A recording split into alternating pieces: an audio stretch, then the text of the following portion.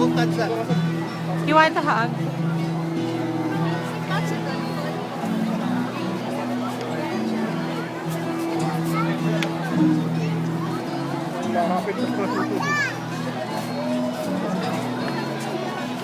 Na-text ko na si Mang Bob, di ba?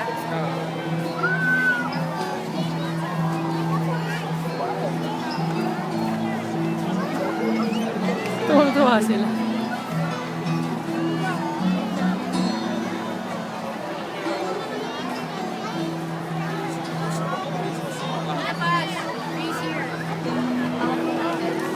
At least ngayon, parang mas binibigyan nila tayo ng time to admire them. Kasi dati parang wala na. After yung music, patay na yung vibes eh.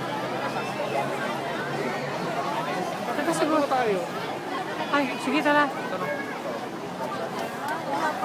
Yung anak ko gustong-gusto pa nagpapasok-pasok sa... Hawa ka.